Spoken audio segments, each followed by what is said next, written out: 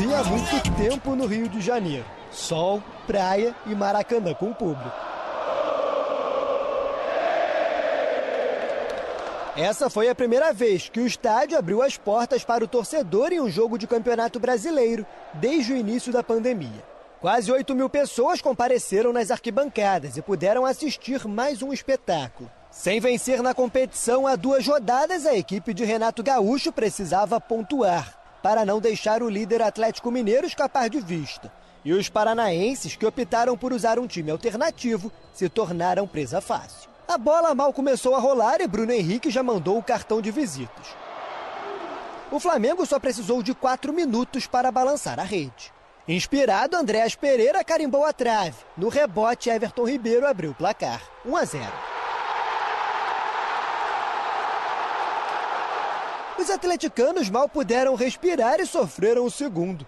Dessa vez no estilo característico dos cariocas. Muita troca de passe até que Gabigol serviu Bruno Henrique, que de cabeça deslocou o Santos e ampliou. 2-0.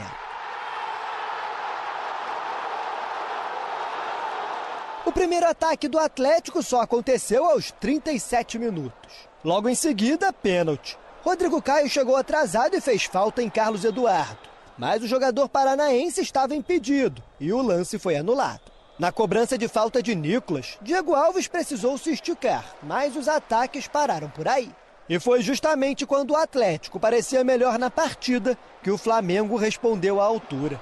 Em um contra-ataque rápido, Bruno Henrique ligou o Gabigol, que deixou a bola com Arrascaeta para servir Andréas Pereira. 3-0 Flamengo.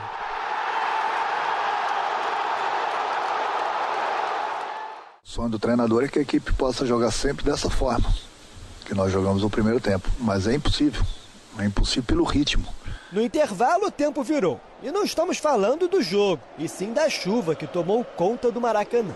Dentro das 4 linhas, Kennedy arriscou de longe. Gabigol tabelou com Everton Ribeiro e também tentou o dele.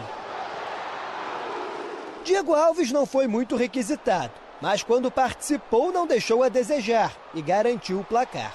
Flamengo 3, Atlético Paranaense 0. Com o resultado, Renato Gaúcho chegou a 17 vitórias em 21 jogos no comando do Flamengo. O aproveitamento é de 84%.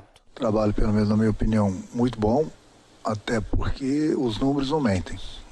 Então hoje o Flamengo está numa semifinal de Copa do Brasil, o Flamengo está numa final de Libertadores, estamos brigando pelo brasileiro.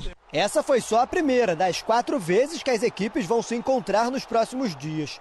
Flamengo e Atlético Paranaense ainda fazem as semifinais da Copa do Brasil, além do jogo atrasado do primeiro turno do Campeonato Brasileiro. Não tirando o mérito do Flamengo, o Flamengo teve o mérito para conquistar a vitória, mas em alguns momentos ali cruciais a gente acabou pecando, né? Antes de perder para o Flamengo, nós perdemos para nós mesmos.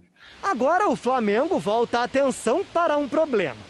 Após ter tido as partidas adiadas em meio à data FIFA, a CBF voltou atrás e os jogos contra Bragantino e Fortaleza estão mantidos. E 4 atletas rubro-negros já se apresentam às seleções a partir desta segunda. Gabigol e Everton Ribeiro vão defender o Brasil, Arrascaeta o Uruguai e Isla a seleção chilena. Se fala tanto de isonomia, se fala tanto de equilíbrio da competição, de valorização das competições nacionais, é realmente, vamos dizer assim, inaceitável numa condição como a que nós estamos tendo hoje no Brasil. Nosso grupo é muito bom, sempre elogiei, vou continuar elogiando. Agora, nós temos 4 jogadores que estão servindo a seleção. 2 no Brasil, um no Chile, um no Uruguai. E nessas horas, os únicos beneficiados são nossos adversários. Sendo assim, o Flamengo enfrenta o Bragantino na próxima quarta em Bragança Paulista, enquanto o Atlético Paranaense visita o Atlético Goianiense no Antônio Ascioli. Tem uma pesquisa, inclusive, aqui para a gente poder falar sobre esse assunto, porque as opiniões estão muito divididas em relação a isso. Porque a CBF manteve os jogos das equipes que tem convocados, e não é só a seleção brasileira. Tem outras seleções convocando jogadores, não é?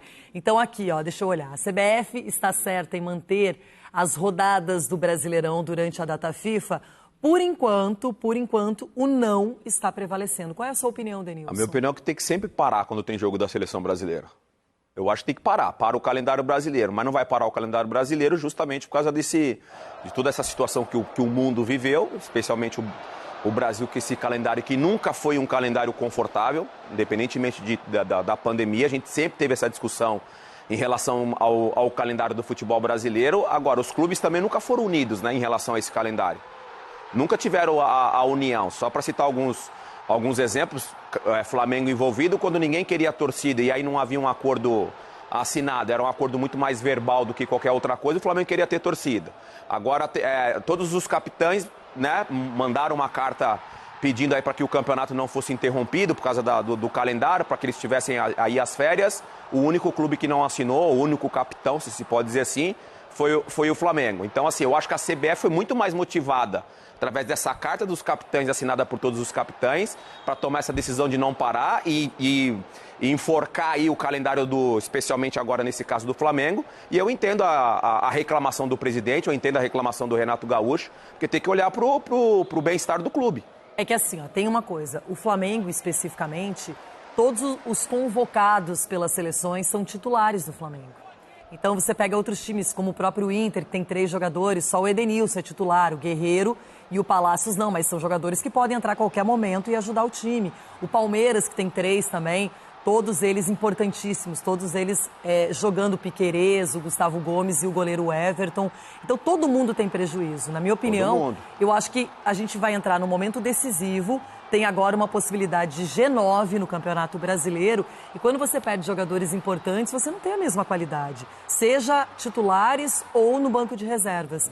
Então, na minha opinião, eu só acho o seguinte. A própria CBF, ela abriu um precedente. Por que na rodada anterior ela cancelou todos os jogos, adiou esses jogos daqueles que estavam com convocados e agora o critério é outro? Então, assim, mas porque todo mundo quer sair de férias, já comprou pacote de viagem e no meio de uma pandemia, isso não pode ser o mais importante. Se tiver que seguir, a gente já seguiu, fez tantas concessões na vida, eu acho que não deveria prejudicar. Ou ter adotado o mesmo critério desde o início. É isso, eu acho que é essa incoerência que irrita os clubes e que tem irritado o Flamengo nesse caso. Bom, Leirão.